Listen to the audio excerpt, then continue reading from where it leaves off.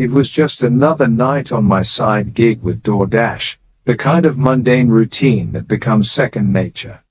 Delivering food late at night usually meant quiet streets and satisfied customers, but one particular delivery at 1 a.m. lingers in my memory, casting an eerie shadow over those late-night shifts.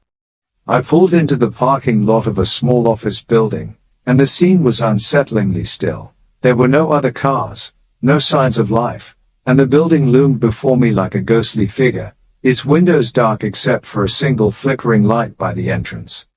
As I checked the delivery instructions, they struck me as odd.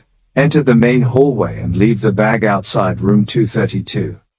A sense of unease crept in. The silence was deafening as I approached the entrance, the only sound coming from the buzzing fluorescent lights overhead, adding to the desolate atmosphere.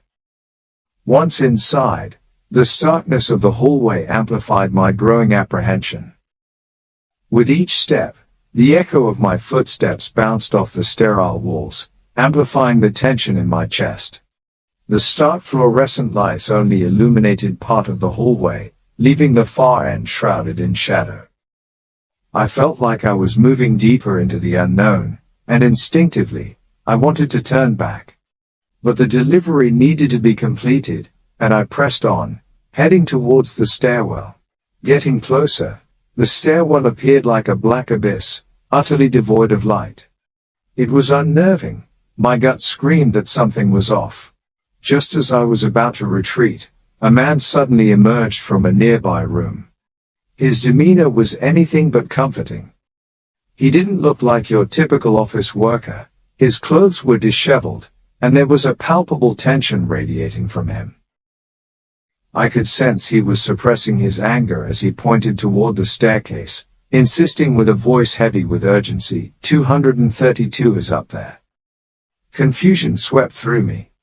I felt trapped between the escalating fear of the unknown in the stairwell and this man's forceful directive. Against my better judgment, I nodded and proceeded up the stairs, quickly dropping the bag outside room 232. As I hastily retraced my steps back to the exit, the shadows seemed to stretch and claw at me, urging me to move faster.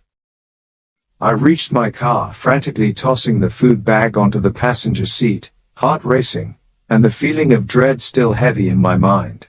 I sped away, desperate to put distance between myself and that haunting building. The next day, still shaken, I received an unexpected call from the police.